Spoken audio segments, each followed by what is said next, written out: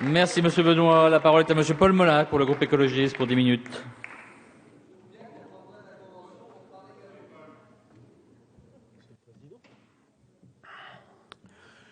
Bon, je sais pas qui que je vais à cause de mes œufs, hein, regarde donc. Mais nous on quitte, Petra, voilà Varotte Brément, puisque moi, j'ai la particularité, évidemment, d'être bilingue dès le départ, puisque je suis de la zone mixte de Bretagne, celle qui parle gallo et qui, il n'y a pas si longtemps, avait encore le breton. Donc, alors, bilingue dès la naissance, si je puis dire, trilingue avec la République. Vous voyez bien que je ne suis pas encore ni déformé, ni... Je l'espère en tout cas, et je ne vous fais pas peur, puisque je suis de ces bêtes bizarres qui déjà en eux-mêmes ont plusieurs langues. Donc quand on me dit que les langues sont dangereuses, évidemment, je n'y crois guère. Alors cela fait 15 ans que nous attendons ça, effectivement. C'est pour ça que je remercie évidemment, bien sûr, le Premier ministre et notre excellent collègue Jean-Jacques Urvoas, et je sais que sur tous les bancs de cette Assemblée, nous avons de nombreux députés qui sont issus de tous les territoires de la République et qui sont attachés évidemment à ces langues régionales, non seulement notre patrimoine, mais je dirais notre essence par certains aspects. Alors la France, a-t-on dit, est très riche, effectivement, 75 langues. Déjà en France métropolitaine, on voit trois types de langues différentes indo-européennes, celtiques, germaniques, latines, plus le basque.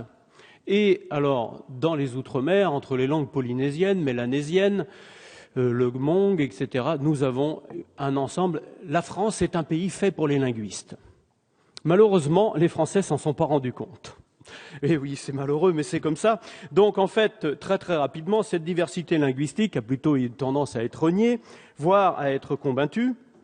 Et aujourd'hui encore, la France est l'un des rares pays à ne reconnaître finalement à ne pas reconnaître ces langues, à ne pas les protéger par une législation.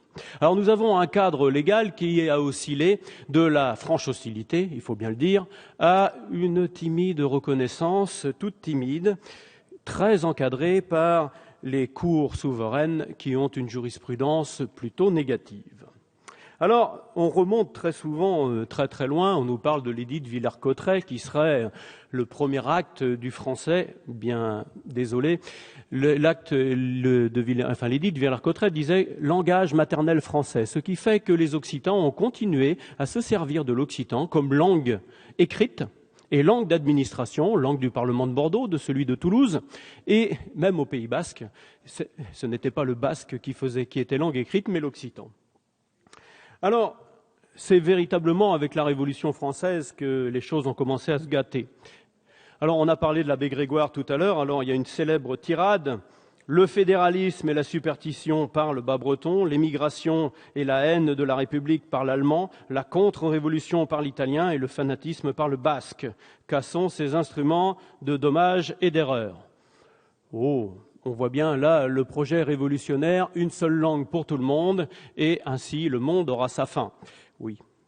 Alors, le problème, c'est qu'on peut comprendre que dans une période troublée de notre histoire, on en devienne quelque peu extrême. Mais je ne dirais que, malheureusement, au XIXe et au XXe, ça a continué. Ainsi, les préfets qui accueillaient les nouveaux promus de l'école normale leur disaient « Souvenez-vous, messieurs, que vous n'êtes en place que pour tuer la langue bretonne ». Le dernier a dit ça dans les années 1960, me semble-t-il. Donc forcément, il y avait un petit problème entre la République et une partie de ses citoyens. Alors, dans la même idée, on a un certain nombre récent, cette fois-ci, d'affaires. On a parlé évidemment du livret bilingue de Carhaix. Un livret bilingue, je dois avouer que dans un bon nombre de pays en Europe, cela ne pose aucun problème. Mais là, ça en pose. Il aurait fallu faire 2 livrets. C'est sans doute la simplification administrative. On aurait rempli 2 fois, une fois en français, une fois en breton, alors que quand on a une mention en français et une autre en breton, il suffit de remplir une seule fois. Bon, c'est le genre de choses, si vous voulez, qu'on nous refuse, avec une application de l'article 2 qui, quelquefois, est assez restreinte. Alors l'administration interprète, voire surinterprète les décisions du Conseil constitutionnel en les durcissant. Alors il est courant que des fonctionnaires pas trop zélés en déduisent que l'on ne peut utiliser que le français. Alors ils sapent le travail des élus locaux, on en a déjà parlé. Alors, je ne résiste pas d'ailleurs à vous citer la prose d'un recteur dans une lettre du 3 octobre 2013 qui répond à une sollicitation du Conseil régional de Bretagne qui se propose de marquer la devise de la République sur les frontons des lycées en breton et en français. Liberté, égalité, fraternité, franquis, kevaltaldet, broderiis. Et la réponse est la proclamation de la devise de la République qui contribue à l'affirmation de l'identité nationale ne peut être faite dans une autre langue que celle de la République. Oui, certainement. Mais en fait, ce qui est sous-entendu par tout ça, que ce soit exprimé en breton ou en français, ça veut exactement dire la même chose. Non, oui, bah ça. Mais, alors, quel est le problème ? Finalement, le problème, c'est que l'on lit, et M. Millard nous y a invités, on lit nationalité et langue.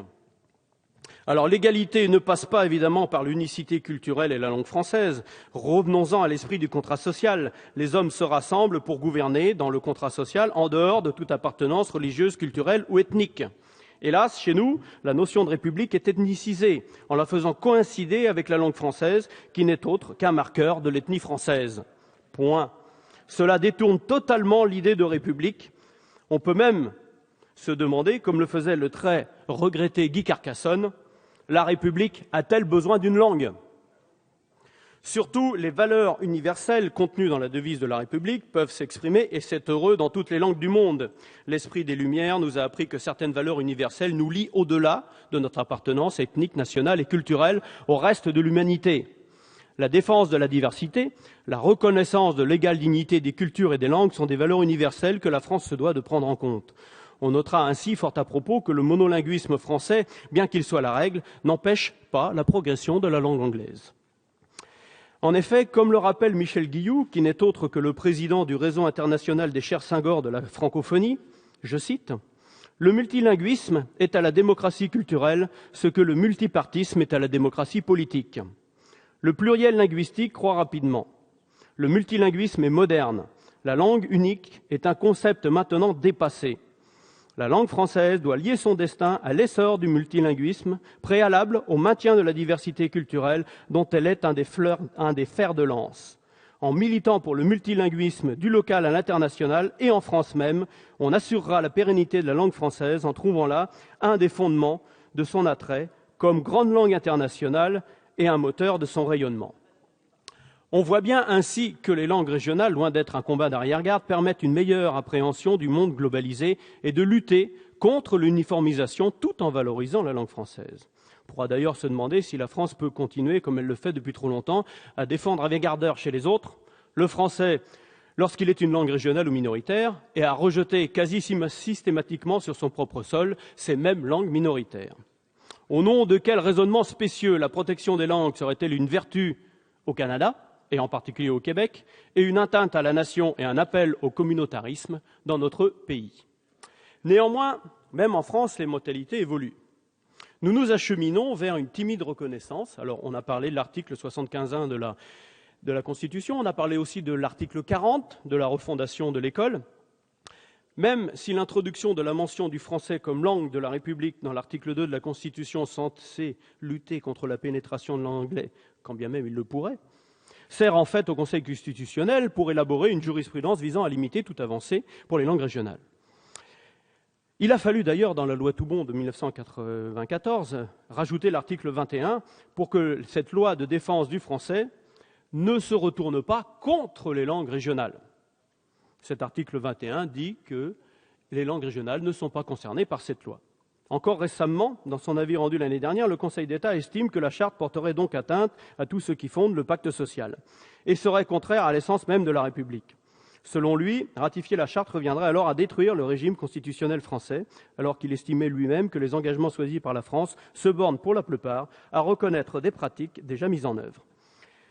Les circonvolutions juridiques utilisées cachent bien mal la lutte acharnée que mènent ces institutions conservatrices contre les langues régionales. Il faut donc reconnaître que les langues régionales restent dans une grande insécurité juridique.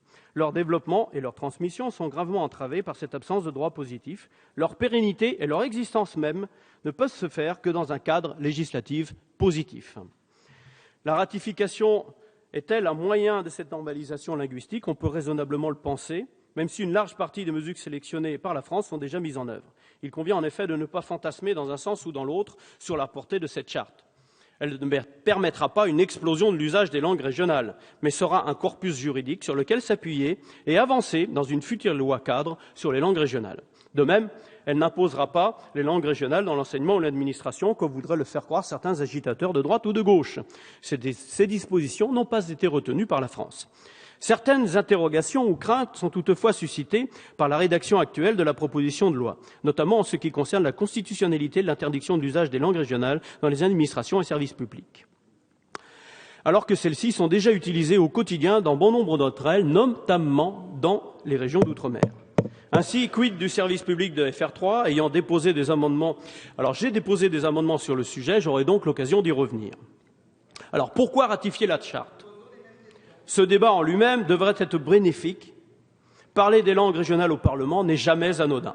Adopter la charte permettra aussi de faire évoluer les mentalités sur la comptabilité de notre République avec les langues régionales et de l'opposer aux petits chefs de l'administration dont j'ai mentionné l'action négative. Mais il ne suffit pas de faire évoluer les mentalités, il faut faire évoluer le droit. Nous avons besoin d'une assise constitutionnelle. Ratifier la charte, c'est le premier pas vers une loi cadre sur les langues régionales. Si le vote du Parlement est suffisamment massif, c'est un encouragement que le gouvernement devra prendre en compte pour avancer encore davantage sur le sujet. Il existe en effet de nombreux domaines dans la signalétique, l'enseignement, les médias, la culture, où pratiquement rien n'existe. Cette absence de législation nuit aux langues régionales et avantage ceux qui en veulent la disparition. Eh bien, pour terminer, je dirais, moi aussi, je vais prendre une petite maxime d'une poétesse qui a appris à écrire le breton toute seule, évidemment, puisque ce n'est pas malheureusement l'école qui l'aurait donné. Elle est restée paysanne dans sa ferme, toute seule, et elle a écrit des cahiers, comme Elvira l'a fait, par exemple, en Amérique centrale. Elle disait « Ne drogfenke de vitins oriou, me yez, me bro, am frankis ». Ce qui veut dire que je n'échangerai pas contre des trésors ma langue, mon pays et ma liberté.